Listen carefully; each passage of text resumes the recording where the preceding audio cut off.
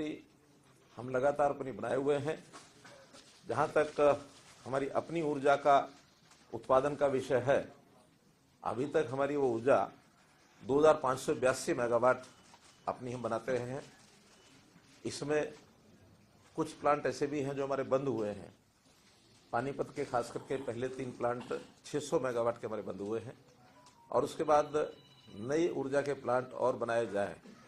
इसके अंदर आज एक महत्वपूर्ण जो देखा आपने कि उड़ीसा का ये जो महानदी बेसन पावर लिमिटेड के द्वारा कोल इंडिया लिमिटेड की सहायता से एक प्रोजेक्ट का जब ऑफर मिली, उस ऑफर में हमने आज 800 मेगावाट का एक समझौता इनसे किया है। ये 800 मेगावाट हमको मिलेगी और साथ ही यमुनानगर में जो थर्मल प्लांट पहले हमारा चल रहा है 600 मेगावाट का, उसके साथ 800 मेगावाट का एक नया प्लांट भी हम लगाने जा रहे हैं। उसका टेंडर हो गया है, बहुत जल्दी उसका शिलान्यास भी होगा। तो ये हमारी बढ़ करके जब 1600 मेगावाट की ये और हमको मिल जाएगी, हमारी अपनी 2500 और 800 3382 हो जाएगी और उसके अतिरिक्त ये जो बाहर से हमको मिल रही है ये हमारे उस पूल में जुड़ जाएगी, ताकि हमारी जो 15,000 की आज 14,000 मेगावाट की जो आवश्यकता है, जब तक ये लगेंगे पूरा होंगे, हो सकता है उस समय और 1,000 मेगावाट के लगभग उसकी आवश्यकता और पड़ेगी। तो कुल मिलाकर इसकी आपूर्ति से हो जाएगी और हम पहले भी आत्मनिर्भर हैं, पावर में कोई कमी नहीं है, जितनी हमारे पास सब ठीक है। उसके अलावा हम मार्केट से खरीदते हैं, खास करके उसमें हाइड्रो पावर है, सोलर पावर है, जो सामान्यतः सस्ती मिलती है। उस नाते से हमारी पूर्ति हो रही है और पावर की हमने कमी नहीं आने दी है, चाहे वो इंडस्ट्रियल हो, चाहे वो कमर्शियल हो अथवा डोमेस्टिक हो। बल्कि डोमेस्टिक में तो हमारा जो एक बहुत बड़ी अचीवमेंट है कि हमने 24 घंटे बिजली देने की जो बात कही थी, आज 5800 गाँव ऐसे हैं जिनमें हम 24 घंटे बिजली आपूर्ति दे रहे हैं और जिसको जितनी बिजली जिस समय चाहिए उतनी दे रहे हैं। कहीं कोई पावर की स्थिति ऐसी नहीं है। तो इसलिए एक बहुत बड़ा एक अचीवमेंट आज हमारा ये हुआ है, इसकी जानकारी मैंने आपको दी। आज खरीफ सीजन 2023 में खराब फसलों के लिए अतिरिक्त मुआवजे का वितरण होना है। मैं आदरणीय मुख्यमंत्री जी से अनुरोध करूंगा कि बटन दबाकर 8,615 किसानों के खातों में आप 18 करोड़ 67 लाख रुपए डायरेक्टली ट्रांसफर करें। चलाइए।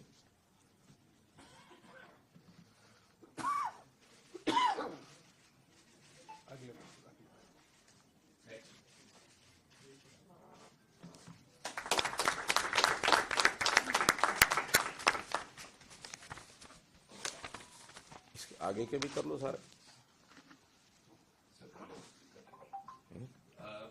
बाकी आज किसानों को विभिन्न योजनाओं में सब्सिडी जो मिली है उसका भी आज वितरण होना है। सबसे पहले भावांतर भरपाई योजना के तहत बाजरा के लिए 177.84 करोड़ रुपए,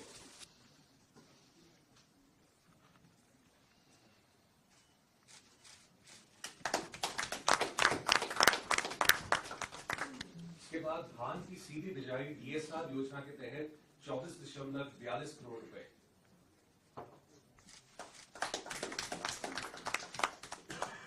मेरा पानी मेरी विरासत योजना के तहत 25.10 करोड़ रुपए,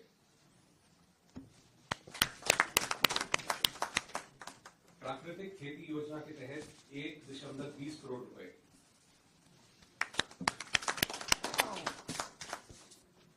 promotion of agriculture mechanisation for in situ management of crop residue योजना के तहत 237 करोड़ रुपए।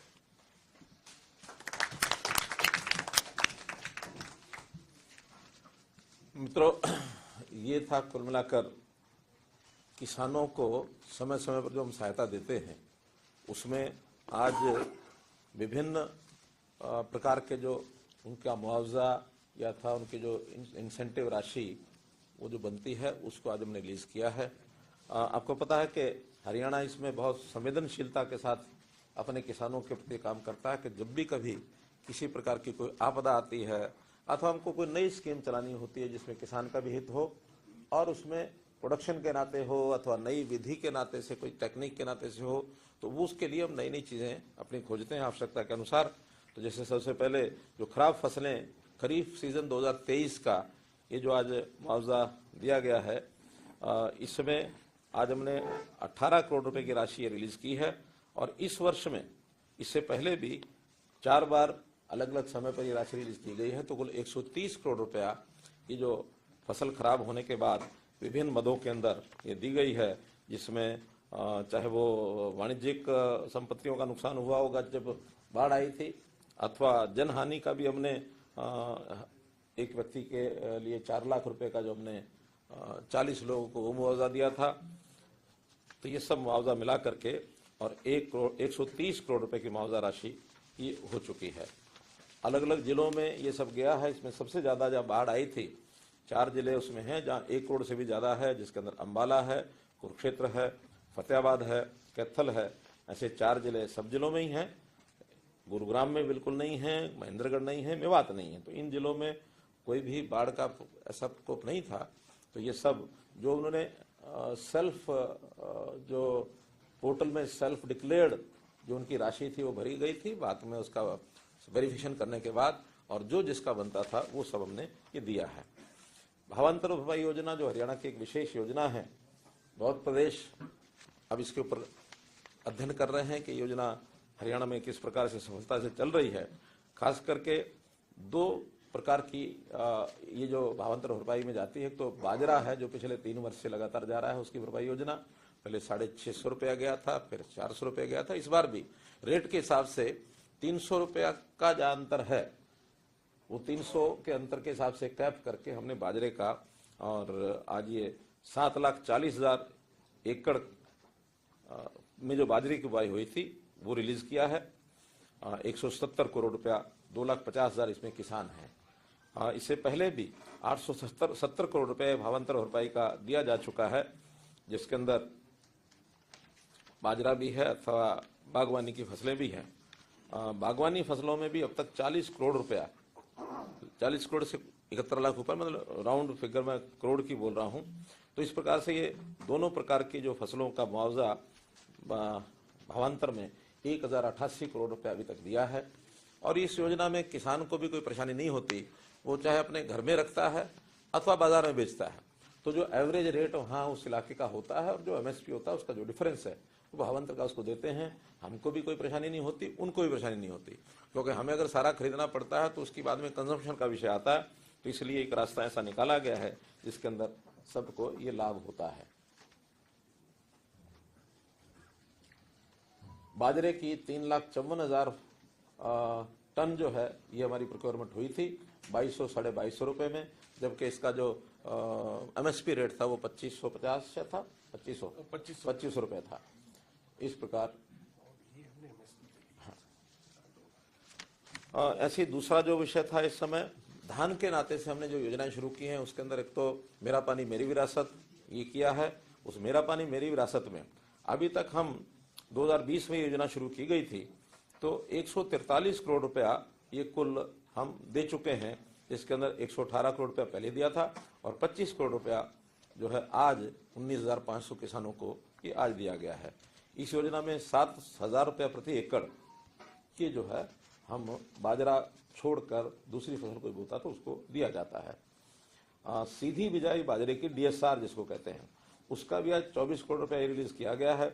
इसमें 4,000 रुपया प्रति एकड़ ये दिया जाता है और इसमें भी 47 करोड़ रुपया पहले दिया गया और 24 आज है तो 71 करोड़ रुपए की और ये जो राशि है ये हमने टोटल मिला करके इसमें खर्च कर चुके हैं।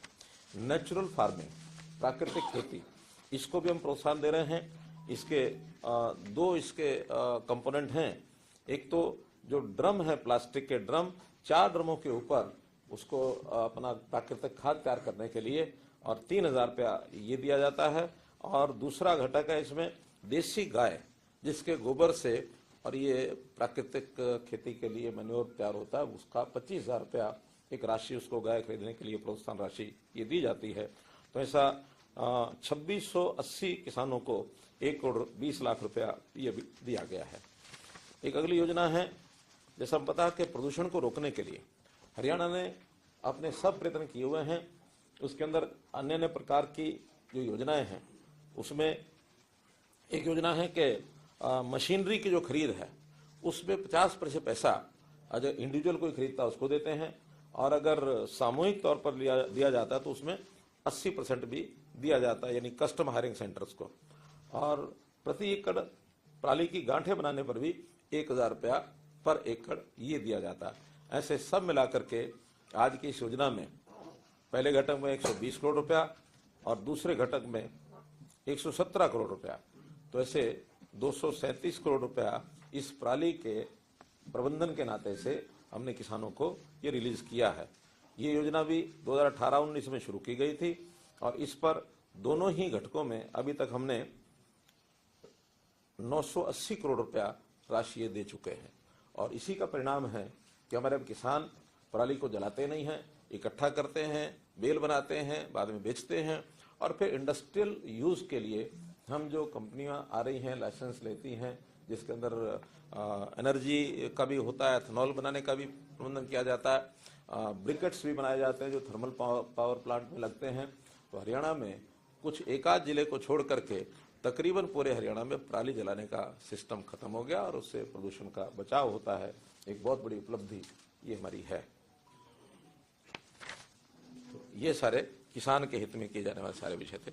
आदरणीय मुख्यमंत्री जी, मिशन 60,000 का भी अपने कर्तव्यों से शुभारंभ करने जा रहे हैं, जिसके तहत 2 पोर्टल शुरू होंगे। पहला पोर्टल है ठेकेदार सक्षम युवा स्कीम का पोर्टल।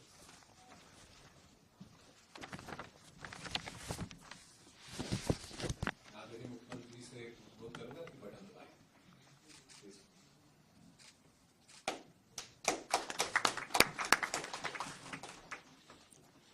नहीं हाँ, तो मित्रों, इस विषय में आपको मैं जानकारी देना चाहूंगा कि हमने जहां सरकारी नौकरियों का अपना सिस्टम शुरू किया हुआ है, वो भी मैंने घोषणा पीछे की थी, और एक घोषणा नई जो की थी अभी पिछले शायद 26 जनवरी को ही, कि 60,000 ऐसे लोगों को हम अतिरिक्त काम में लगाएंगे, जिसमें उनका व्यक्तिगत काम भी हो सकता है, उनकी कोई ठेकेदारी में कोई इस प्रकार की योजना बनने वो बन सकते हैं। तो उसी के अंतर्गत एक विषय शुरू किया गया जो हमारी आवश्यकता भी है कि विकास के कार्यों में, खास करके ग्रामीण क्षेत्र में जो छोटे काम होते हैं, उन छोटे कामों में हमने उस पर पोर्टल के ऊपर जो टेंडरिंग ये शुरू की थी। तो ठेकेदार उसमें कम आ रहे हैं, ये हमारे ध्यान में आया, तो ठेकेदारों की ट्रेनिंग ये हमने शुरू कराई है, और 10,000 युवाओं को 3 महीने की एक ट्रेनिंग, उसमें भी सीईटी का एग्जाम उसने दिया हो, क्योंकि सभी लोग सीईटी में तो सिलेक्ट नहीं होंगे। जो सिलेक्ट नहीं होंगे उनको एक ऑप्शन दिया जाएगा कि वो अगर ट्रेनिंग लेना चाहें तो ले सकते हैं, और उसके बाद उनके पास कोई इंजीनियरिंग का या तो डिप्लोमा नहीं तो डिग्री ये होनी चाहिए, और ये लेकर के आते तो 3 महीने की उनको ट्रेनिंग देंगे और उनको एक सर्टिफिकेट देंगे। ऐसे सर्टिफिकेट वाले जो व्यक्ति हैं 25 लाख रुपए तक का काम लेने का वो एक प्रकार से योग्य हो जाएगा, एलिजिबल हो जाएगा। वो 25 लाख का पहला काम बिना किसी प्रायर एक्सपीरियंस के वो ले सकता है। 1 साल के लिए 3 लाख रुपए का ऋण बिना ब्याज के वो भी उसको दिया जाएगा, ताकि कैपिटल मनी उसको मिल जाए और वो 1 साल के बाद अपना उस पैसे को वापस करे। तो इस प्रकार का भी एक प्रावधान किया है। तो 10,000 युवाओं को ये काम हम देने में और एक प्रकार से सक्षम हो जाएंगे। आज आदरणीय मुख्यमंत्री जी वन मित्र योजना एवं पोर्टल का भी शुभारंभ करेंगे। मैं अनुरोध करूंगा सर, बटन दबाएं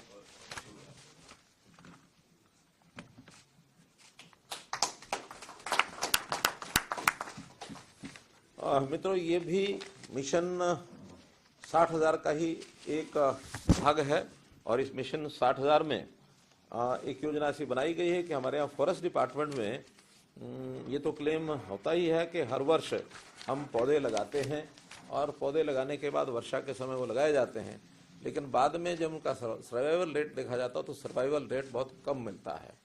इसको ध्यान में रखते हुए ये योजना बनाई गई कि पहले साल में हम 7,500 युवाओं को एक ऐसा काम दें ताकि वो पेड़ लगाएं, और पेड़ लगाने के बाद 4 वर्ष तक उन पेड़ों की देखभाल करें, उसमें सिंचाई करें। हमारे फॉरेस्ट मिनिस्टर भी आज साथ हैं, तो इन्होंने पूरा मेहनत करके योजना बनाई है, और मुझे लगता है कि इस योजना में सफलता हमको मिलेगी और 7,000-7,500 लोगों को पहले साल, अगले साल में आवश्यकता पड़ने पर और भी इसमें जोड़े जा सकते हैं। और प्रारंभ में 10,000 रुपये की इनकम उनको हो जाए, उसके बाद फिर हर वर्ष वो बढ़ती चली जाएगी। तो सबसे पहले तो इसके अंदर हमने तय किया है कि जो 1,80,000 रुपये से नीचे की इनकम के लोग हैं, इनमें से युवाओं को छाटा जाएगा। आज जो पोर्टल हम लॉन्च कर रहे हैं, इसमें अपना रजिस्ट्रेशन करेंगे और योजना का स्वरूप ऐसा है कि जिस एरिया में, गांव में, शहर में वो करना चाहता है, तो जहां कहीं उनको लगता है प्राइवेट जगह हो या कोई पब्लिक प्लेस हो, फॉरेस्ट की लैंड नहीं होनी चाहिए, क्योंकि फॉरेस्ट लैंड पर तो फॉरेस्ट के लोग ही करेंगे। फॉरेस्ट लैंड को छोड़कर बाकी एरिया में वो कहीं भी पेड़ को लगा सकता है। पेड़ को लगाते समय उसको, जिस समय लगाने से पहले जब खड्डा खोदेगा और खड्डे का एक जीपीएस के माध्यम से उसकी मॉनिटरिंग हो जाएगी, तो जितने खड्डे खुदाई करेंगे 20 रुपया उस खड्डे की खुदाई का मिलेगा। इसके बाद जिस दिन वो पेड़ लगा देगा, नर्सरी से उनको पेड़ मिलेंगे और कोशिश ये रहेगी कि 2.5-3 फुट से बड़ा पेड़ उनको मिले, ताकि वो बाद में लगने के बाद 3-4 वर्ष में बड़ा स्वरूप कर लेगा। छोटी नर्सरी उनको नहीं देंगे, तो 3-3.5 फीट का, 2-2.5 फीट का, 3 फुट का पेड़, यानी बड़ा पेड़ उनको मिलेगा। और जिस दिन वो पेड़ लगाएगा 30 रुपया उस दिन उसको मिलेगा। तो शुरू में पहले ही महीने में 50 रुपया महीना उसको मिल सकता है। और उसके बाद साल भर के लिए 10 रुपया महीना हर पेड़ का। अगर 1,000 पेड़ लगा दिए हैं तो शुरू में 50,000 रुपया मिल जाएगा और उसके बाद 10,000 रुपया महीने का उनको मिलता रहेगा।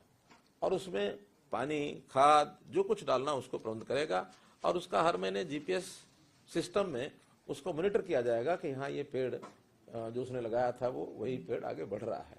और उसी पेड़ का अगले वर्ष में उसको 8 रुपया मिलेगा। लेकिन अगले वर्ष में नए पेड़ भी वो लगाना चाहेगा तो एक 10% पेड़ अपने बढ़ा सकता है।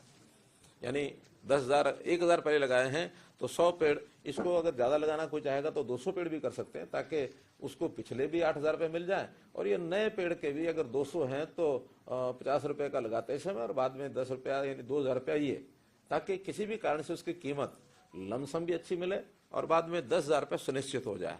अभी 1,000 पेड़ की अपर लिमिट रखी है। अगर किसी हमारे अनुभव के आधार पर, डिमांड के आधार पर कोई 1,000 से ज्यादा भी लगाना चाहता तो लगा सकता है। 4 वर्ष तक ये पेड़, उसका पैसा उसको मिलता रहेगा। एक बार लगाना है, पहले साल 10 रुपया, दूसरे साल 8 रुपया, तीसरे साल 5 रुपया, चौथे साल 3 रुपया। तो ऐसे 4 साल के बाद वो जो भी जमीन का मालिक होगा, अगर वो खुद मालिक है तो अपने पास रखेगा, और जो खुद मालिक नहीं है, किसी और की जगह पर लगाया है, किसी के घर में लगाया हो या शमशान में लगाया हो या पार्क में लगाया हो, तो जो उस मैनेजमेंट देखने वाला जो उस एरिया का है, उनको फिर वो हैंड ओवर कर देगा विद एन एफिडेविट। उससे एफिडेविट लेंगे कि वो 10 साल तक इस पेड़ को काटेगा नहीं, कम से कम 4 और 10, 14 साल तक पेड़ वो रहे। और इसमें एग्रो फॉरेस्ट्री नहीं आएगी। एग्रो फॉरेस्ट्री में जैसे यूकलिप्टस होता है या पॉपुलर होता है, हाँ, ये कमर्शियल पेड़ ये नहीं आएंगे। जो परंपरागत पेड़ हैं वो जितने लगेंगे उसमें से हमारा फॉरेस्ट कवर ये बढ़ेगा। और जो अभी सर्वाइवल रेट जो कम है, उस सर्वाइवल रेट को भी हम सुनिश्चित कर पाएंगे कि ताकि उसकी रक्षा करने वाला एक व्यक्ति है। वन मित्र बनने के बाद वो व्यक्ति अगर दूसरा कोई काम लग जाता है, उसको कहीं किसी दूसरे को भी देना होता है, तो उसको चेंज ओवर करके दूसरे व्यक्ति को भी उस जगह अपनी जगह लगा सकता है। ये उनका अपना इंटरनल सिस्टम रहेगा। तो ये सारा विषय, हाँ, अगर वो चेंज भी नहीं करता और छोड़ के भागता है तो क्या होगा? हमारे पीसीसी में बैठे हैं, ये विषय ध्यान नहीं आया, फिर फॉरेस्ट टेक ओवर कर लेगा। हाँ, यानी कोई मान लो बीच में छोड़ जाता है और कोई आगे वो किसी और को हैंड ओवर नहीं करता, तो उसको फिर फॉरेस्ट टेक ओवर कर लेगा। तो इस प्रकार की ये वन मित्र योजना है, ये एक बहुत अच्छी और अपने आप में एक नए प्रकार की योजना हमने लागू की है।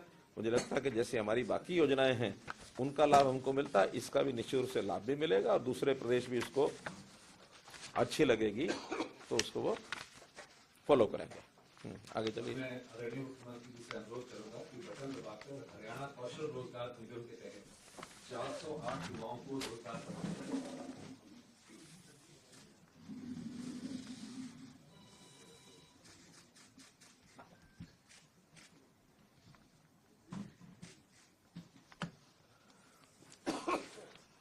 मित्रों, 408 युवकों को और इस समय ऑफर लेटर ये भेजे जा रहे हैं। और जैसे हमको पता है कि HKRN में हम लगातार इस प्रकार का प्रयास करके और युवकों को घर बैठे उनको ऑफर लेटर मिलता है। केवल एक डाटा बैंक हमारे पास है, उस डाटा बैंक में उनकी जो क्वालिफिकेशन है और उनका जो एक्सपीरियंस है या अन्य जो शर्तें इसमें हैं वो लेकर के उनको एक रैंकिंग दी जाती है। उस रैंकिंग के आधार पर हायर द रैंक सूनर ही will get the offer letter, लेकिन उसकी क्वालिफिकेशन रिक्वायर्ड है वो होनी चाहिए। तो आज जो 408 किए जा रहे हैं इसमें लेवल 2 और लेवल 3 इसके किए जा रहे हैं। लेवल 1 अभी नहीं किया है। लेवल 1 का इनके होने के बाद जो ये ज्वाइन करेंगे, अगर मान लो इनमें से ये ज्वाइन नहीं करते हैं और हमारे पास इस प्रकार के लोग नहीं है तो फिर बची हुई जो जगह है वो लेवल 3 वालों को भी हम देंगे। लेवल 3 लगभग 2800 हमारे पास इंडेंट्स हैं, जिसको अगले किसी भी चरण में 2800 लोगों को वहां भी देंगे। तो इस प्रकार से ये जो शिक्षा, अनुभव या उसकी इनकम, फैमिली इनकम, उन सब के आधार के ऊपर उसकी रैंकिंग की जाती है और इस रैंकिंग के आधार पर ये किया जाता है। तो आज इसकी हमारी अथॉरिटी है, वो अथॉरिटी बैठ करके सारे क्राइटेरिया को तय करती है। जब कभी क्राइटेरिया चेंज करने की भी आवश्यकता होती है तो अथॉरिटी सक्षम है, वो क्राइटेरिया चेंज करती है।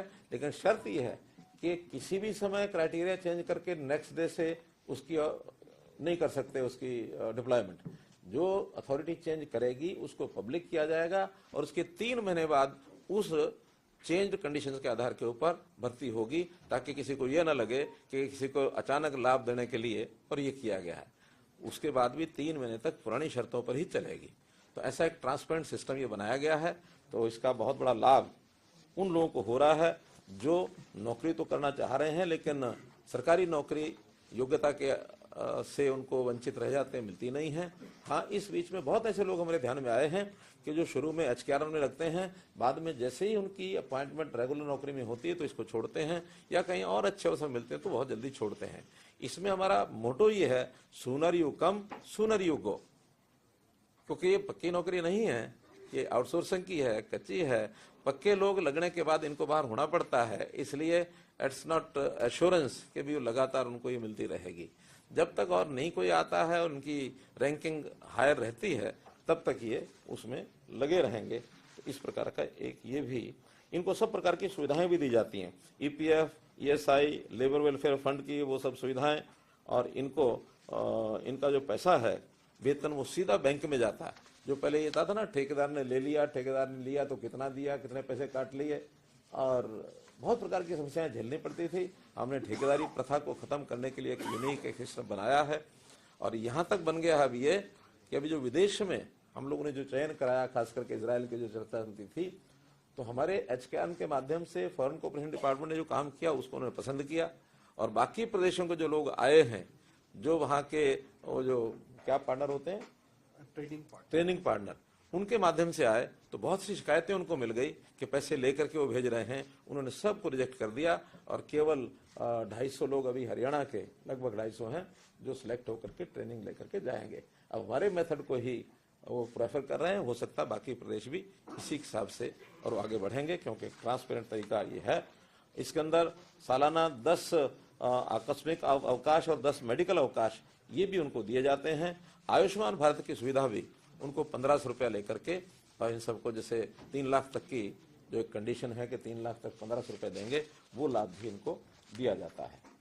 अब मैं मुख्यमंत्री से अनुरोध करूंगा कि समर्थ वृद्धावस्था सेवा आश्रम योजना का शुभारंभ ब्रोशर को रिलीज करें।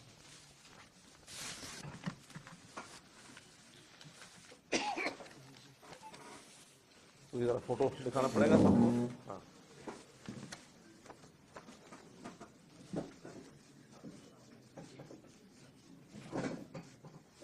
धन्यवाद।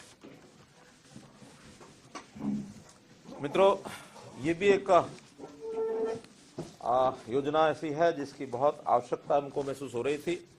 हमारे परिवारों के जो बुजुर्ग हैं, बड़ी आयु के लोग हैं, उनके लिए ठीक है कि हमने पेंशन भी सारे देश में सबसे ज्यादा हम देते हैं, लेकिन फिर भी एक आयु के बाद व्यक्ति की आवश्यकताएं शायद परिवार में पूरी नहीं होती हैं।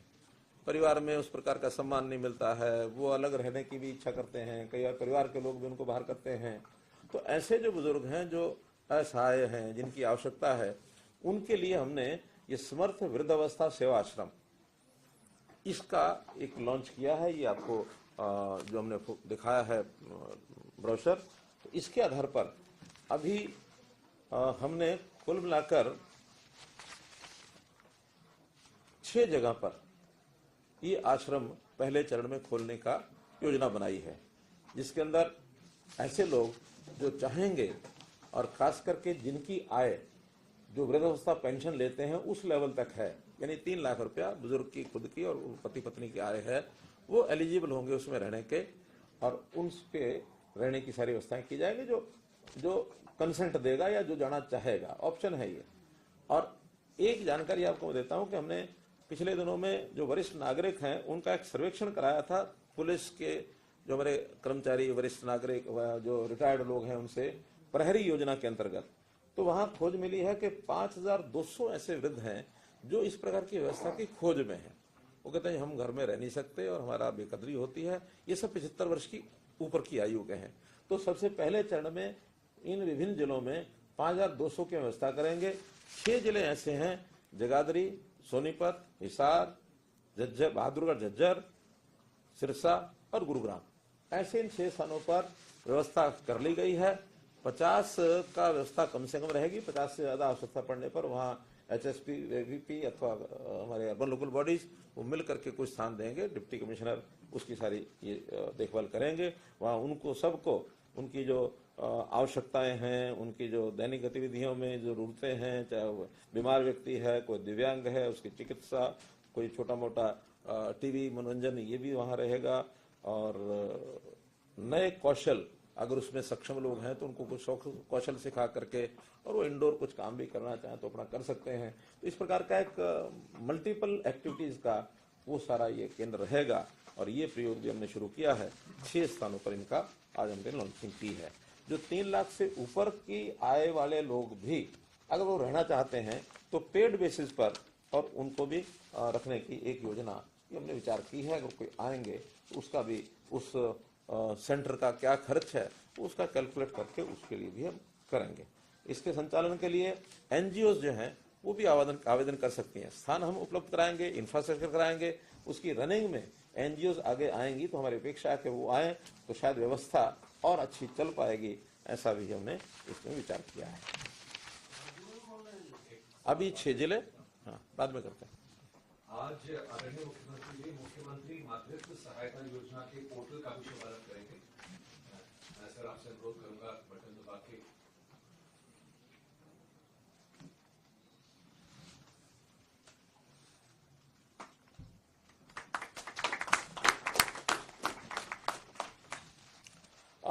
मित्रों, ये 22-23 के बजट में मैंने एक घोषणा की थी मुख्यमंत्री मातृत्व सहायता योजना। तो उसके अंतर्गत हमारी जो महिलाएं हैं, जो दिव्यांग महिलाएं हैं या कमजोर परिवार हैं, BPL के फैमिलीज हैं, अनुसूचित जाति जनजाति की महिलाएं हैं, तो ऐसे कुछ योजनाएं यानी उनकी जो आवश्यकताएं हैं, खास करके गर्भवती महिलाएं हैं और स्तनपान कराने वाली माताएं, उनके लड़के, उनके जन्म के, यानी कुछ स्कीम ऐसी बनाई है। लंबी डिटेल है, आपको एक प्रेस नोट के माध्यम से इस योजना की सारी जानकारी हमारा जो डिपार्टमेंट है ये आपको देगा। और इसका भी आज हमने लॉन्चिंग की है। आगे चलिए, प्रेस नोट पे देंगे सबको लिख के।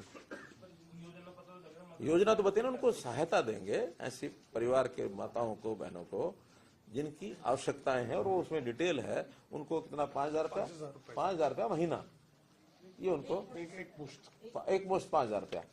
तो ऐसी एक मुश्त 5,000 रुपये की सहायता ऐसी महिलाओं को जिनके जो इसमें पात्र होंगी, उसमें 10-12 कंडीशंस हैं। खास करके मान के चलें जो आवश्यकता जरूरतमंद महिलाएं हैं और उनकी जो यानी डिलीवरी के समय या गर्भवती होती हैं उस समय। और ये 16 मार्च 2023 को अधिसूचित भी कर दी गई है। आज तो केवल एक पोर्टल लॉन्च किया है कि उस पोर्टल पर वो अपना रजिस्ट्रेशन करा के पैसे की क्लेम कर सकते हैं। इतना ही है। नेक्स्ट है हरियाणा नगर पालिका शहरी निर्मित प्लान सुधार नीति 2023 के संदर्भ में पोर्टल का शुभारंभ।